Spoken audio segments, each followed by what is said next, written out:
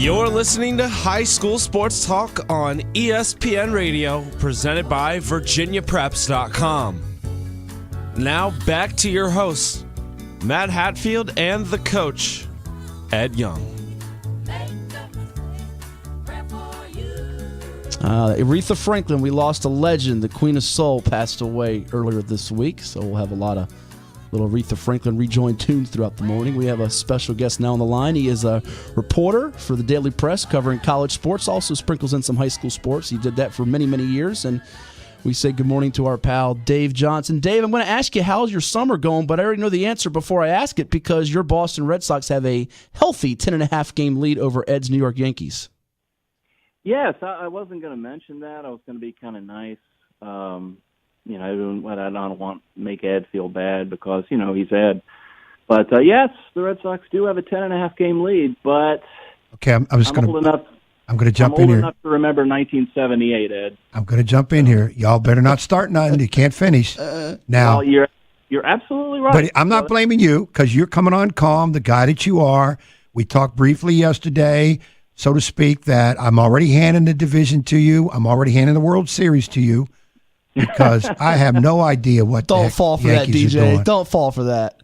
Like I said, 1978, they led by 15 games. 15 games over the evil Empire, yes, and lost the division. Had to actually come back to force that playoff game, which they lost. So I'm not, no Red Sox fan who has any memory past a year is celebrating right now. Dave, we are worried about the A's who are 3 games behind us. The Red Sox, they can bring up all of Paul Tuckett's team and still maintain a 10-game lead over the Yankees right now. So it's yours. I would hope so, but and you're right. You got to worry about the A's. They're pretty darn good. Yeah. I'm serious, and I'm being very serious that the Yankees might play themselves right out of the wild card if they're not. Forget the division title. That's out the door. But you better be careful now, wild card, because Oakland and Seattle's not bad either. So the Yankees just seem they can't beat the bad teams. Yeah, I mean, they lose 2 out of 3 to Tampa? Not that Tampa's bad, but is that what it was, 2 out of 3? Yeah, and our man Brandon Lau from Nansemond River High School had a nice series against the Yankees. Had a tremendous play in the field, too, against the Yankees. So I wanted to throw that in there. Good to know we didn't jinx him. I sent him a thank you note, as a matter of fact. I figured, see, that now that part you're starting. See, now you're starting to put the gas on the fire. Real quick before we get to more topics that matter at hand with high school and local sports, who's your MVP pick? You got Betts or Martinez? For the AL, you mean? Yeah, for the AL, for your Red Sox. Well, you're missing a possibility in Mike Trout. Very true, very true. I don't know that this year, with the way Boston's putting up record numbers and the Angels being just 504th in that division, they don't quite get it. But he is the best player in the sport, so. Yeah, he is. He's incredible. But I would go with Mookie. Yeah, I'm going to say Betts is the MVP in the American League, and I dare say Martinez is number 2. Yeah, and Martinez has been unbelievable. Very true. He really has. I mean, when they got him, I thought, that's a good move. That's a nice pickup. But I had no idea he'd be an incredible pickup. Well, let's start off with you had the story. Of course, you and David Teal and Mario Bryan do a great job there, the staff with the Daily Press, on Mike Smith. He's going to be out coaching until October. Give us your sense. You've covered Mike Smith and Hampton football for many years. Were you surprised by this, A, and B, what do you think happens next? Well, I had no idea this was even going on. It's a kind of a bizarre thing. This all goes back to when he retired from his job as dean of boys, which he had for decades, and his retirement date was effective June 30th, and he was under the impression that he was fine. I think if anything, he was thinking that he would have to. They have this thing. The Virginia retirement system says you have to have a 1 month bona fide break of service. It's called. And I think if anything, Mike Smith was thinking that would be August, because it says for a time you normally work, and he normally works in August as a football coach. But what the VRS it was referring to was his teaching job, his dean of student job. So therefore, that would be September that he has to take, because that's the first month he normally works in that job. So it's all very convoluted. And as far as what happens next, I know that they're planning to file I don't think appeal's the right word. It's not a court thing. You appeal it with the Virginia retirement system. So, Okay. They're going to be handling the review or whatever it's called. So, I think I hate to say that it's rigged or anything like that, but you got to figure if they're handling the review that they'll probably go with what they'd originally decided. So my guess is, to make a very long answer to what should have been a short one, is that he will indeed be out until October. And Danny Mitchell will step in, the longtime baseball coach of the Crabbers and an assistant for Mike Smith for many of those state title teams. I would think, and you weigh in here, Dave, on this, not much of a change in terms of how things are run. Danny's been Mike's right-hand man, if you want to call him that, for many years. I mean, scheme-wise and system-wise and sort of the verbiage even would be a lot of the same with Danny, wouldn't you think? Oh, yeah. I was going to say that they are in very, very capable hands with Danny Mitchell, who has been there since, I believe, 1979. He knows the place, as well as anyone, and he's been a part of that culture. Plus, he played for Mike Smith. I think he played for Mike Smith. Can't remember now, but I know he played there at Hampton. And so he's been there for a long, long time. He's been part of all those championships, and they're going to do fine in the meantime. We're chatting with Dave Johnson of the Daily Press here on High School Sports Talk, presented by VirginiaPreps.com on ESPN Radio 94.1. You can give Dave a follow on Twitter at Dave Johnson DP. Ed? Yeah, Dave, it's just a weird situation, but I guess, it's a state law. I mean, it's not a school district or Hampton High School, but, it's just the way that has to be. But it just seems to me when that particular law has nothing to do with the coaching. So it's like, maybe it governs another part of the job, because let's say he's retiring as dean of students and then he wants to come back as dean of students or something, or another part of the job force over there. Then I could see that. Now, another thing that comes up that we wonder is, does Hampton wins games? Hampton maybe loses one or two games. Who gets credit for those? Does that go on Danny Mitchell's record? Does it go on Mike's record? How? That's a good question. I hadn't thought about that. My guess is it would have to go under Danny's record. I agree. Mike Smith missed a game in 2003, I want to say, when he had gallbladder surgery. It was a game against Phoebus that they lost. And that's a good question. I don't know who that loss counted for. Yeah, because sometimes I know, like when somebody's sick or injured or so, this happened with the Golden State Warriors when Luke Walton took over. Well, you missed a couple games a few years ago. Yeah. They usually put those wins and losses on the head coach's record, even though he was not at those games, only because he's still responsible for the program. He still probably had some input. He might have been at the practices. He wasn't totally banned, Mm-hmm. So that's why I'm saying with this situation where Michael's coming under a different rule where because of retirement you have to sit. Well, it didn't say that he can't coach in practice. He can't be in the stands, I don't think, or maybe he's not allowed to coach in practice, I guess. But I don't know how that works. You mean Mike Smith? I mean, yeah, with Mike, yes. Yeah, he's not allowed. From what I've been told, he's not allowed to be at practice or at the games. He can't be in the press box or on the sideline. He can be in the stands, but from what I understand, he's not allowed to be anywhere where he would be as a coach. See, under that, then I would think that record goes on Danny. Those wins and losses. Yeah, I believe so. I remember in 1995, I want to say, when Mike Krzyzewski missed basically the second half of the season with an injury. I believe it was his back. And one of his longtime assistants, whose name escapes me right now, filled in for the rest of the year, and it was one of their down years. And I don't think that those losses and any of those wins went on Krzyzewski's record. So I think it would have to be under Danny Mitchell. Yeah, that would be interesting. And Mike Smith sitting, I believe, as you wrote, 16 wins away from 500. So that's right. It would be tougher to get to that number. Obviously, you can't do it this year because the maximum game's 15, but next year or the year after that. So yeah, see, that's why I bring that up, because you got a guy who's way up there, and every win counts. Not that Mike's worried about taking over leadership in the country. I think he's third nationally in wins, but it's just a little thing that you wonder who would get credit. But I would kind of think, based on how the situation is, it would have to go under Danny's record. Yeah, I would think so too. And Mike hasn't said this, at least to me, but I mean, if you're at 484, which is where I believe he is now, is that right, Matt? Yeah, 484, correct. Yeah, I mean, I gotta think you're looking at that thinking 500's right around. I mean, how could you not be? So I'm sure that's got to be certainly something in his mind. It would certainly be in mine. It's a crazy milestone to think you'd have to average 10 wins a year for 50 years to get to 500 wins. That's amazing. That's amazing. His winning percentage is absurd. I mean, you look at his winning percentage. I mean, he still hasn't lost 100 games yet, and he's been coaching for 47 years.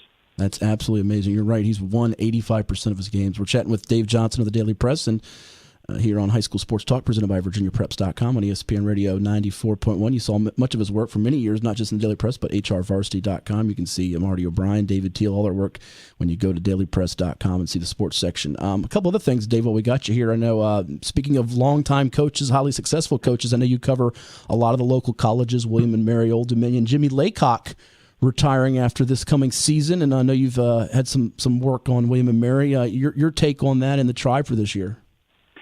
Yeah, I mean, people say this a lot and overuse the word, but Jimmy Laycock is absolutely an institution.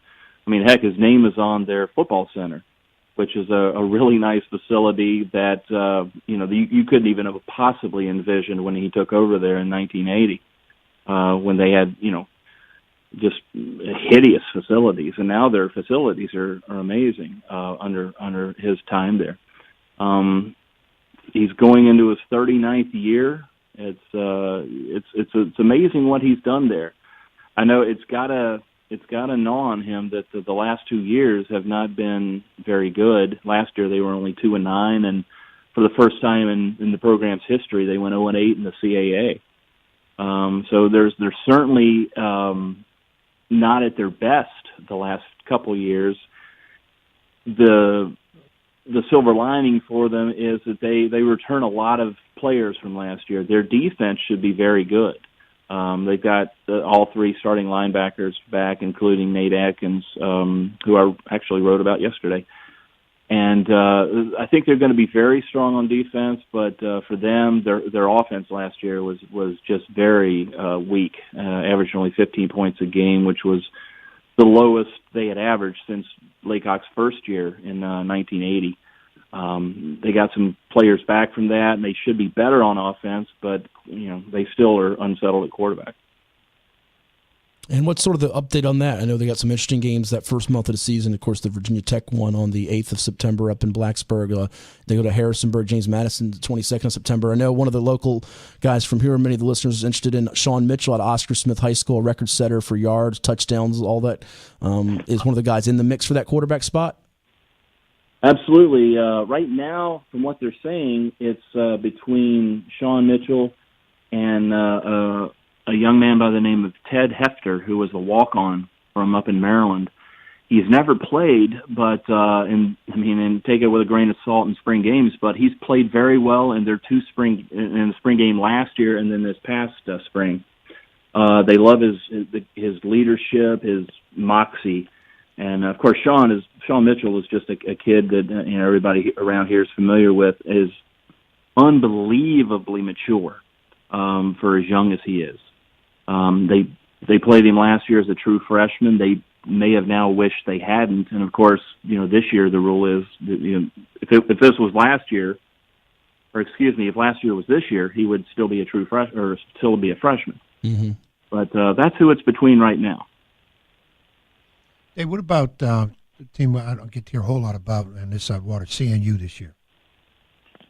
Yeah, they they had an interesting year last year. They started off 4-1, and then they ended up losing 4 of their last 5 to be 500.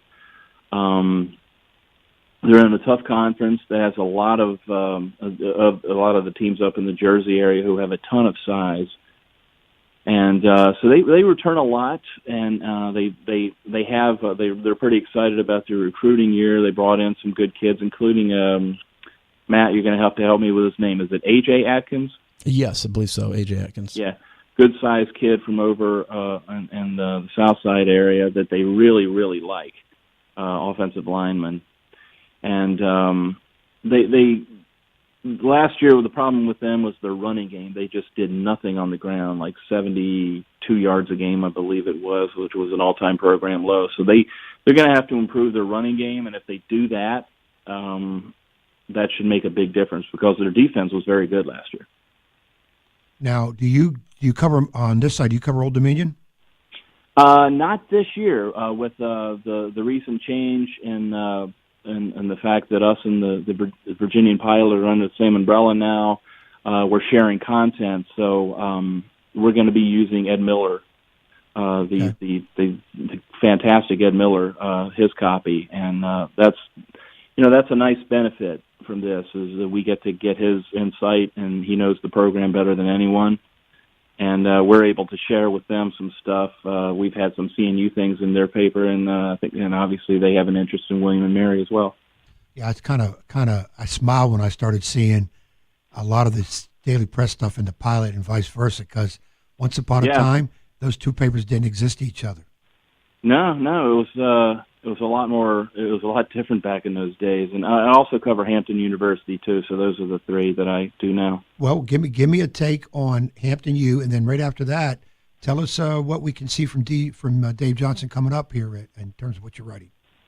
All right. Well, Hampton is they're under a new coach, Robert Prunty, who came from East Carolina. He's a very energetic guy, and he's brought in. I wish I had the number in front of me. I want to say it's 12 or 13 or something like that, FBS transfers, including a kid from Virginia, Giovanni Simmons. And they also have another kid who came in last year but didn't play, but he's from Oklahoma and originally from Bruton High School, Capri Doucette, who I'm writing about for Sunday's paper. They have, of course, a very weird year this year because they're not in the MEAC and they're not in the Big South yet, so they're technically an FCS independent, and they have one of the strangest schedules you will ever see of any college football team, maybe ever. They actually play 11 opponents from 5 different classifications, Divisions 1, 2, and 3, NAIA, and then the National Christian Collegiate Athletic Association. Wow, I've never heard of that. That's wild. Yeah, that's Virginia University of Lynchburg. Yeah, coached by Bobby Rome, a former Granby High School standout. How about that? Yes, and then that is when they play them, I'm going to have to reach out to him because he's got a very interesting story. He coached football in Russia. Yes, I remember seeing that somewhere. Yes, he did in Russia. Yeah. Wow, that sounds very intriguing. That is true that they have to play that independent schedule because they're right now in La La Land as they move into the they got a couple of very good opponents. They're going to Northern Iowa, which is obviously was a great get by Eugene Marshall. I have no clue how he pulled that off because all this stuff was at relatively the last second when they found out that they were not going to be playing a conference schedule, which gives you a guarantee of 8 games in the MEAC, and I guess it would have been only 5 in the Big South this year. Are they playing any MEAC schools? I don't have the schedule right in front of me. No, they aren't this year. They are adding, or they're going to be playing. I know it's Howard, and I don't know. I was thinking it was someone else. They got a deal with Howard that will start next year. The only HBCUs they're playing this year are Tennessee State, which is going to be an interesting one. I wish I had the schedule in front of me. I can't remember now. I know they're opening up with Shaw. It's a shame they're not playing Norfolk State. I just think that Battle of the Bay is tremendous. Yeah, they're going to have to, and I know they will. They're going to get that back on because it's the biggest draw for both schools, and they cannot not play each other. Yeah, They will be playing in basketball this year. At least That'll that be part good. would be good. Yeah. That'll be good. Well, Dave, what other stories you got coming up? I know you're talking about. Doucette, yeah. Yeah, but Doucette coming up. But Yeah, what else? Doucette coming up for Sunday. For this week, I'm going to have something on Jack Armstrong, who's a wide receiver at William & Mary. Came in as a walk-on, as many of their as very good players turn out to have started as. He's gone from walk-on to a team captain as a senior. What else am I planning? I'm hopefully getting a hold of the Spence brothers at Christopher Newport, and I have something on them for at some point in the week. I'm also going off the football grid a little bit. I want to do something on Julie Cunningham, the head soccer coach, women's soccer coach at William & Mary. Used to play there, played with Jill Ellis back at William & Mary. She had been a head coach at Princeton for a long time and had a great successful record there. Now she's going into her first year at William & Mary. Oh, great stuff. Well, you can follow him on Twitter again at Dave Johnson, DP, and see his work in the Daily Press. Dave, thanks so much. Enjoy the rest of your weekend, and I'm sure we'll talk to you again sometime before October and the Red Sox get a chance to hoist another championship trophy. Dave? Yes, yes, Ed? I was just going to say, I bow to you. As well you should. Thank you, DJ. Have a good day, guys. Talk too. to you soon.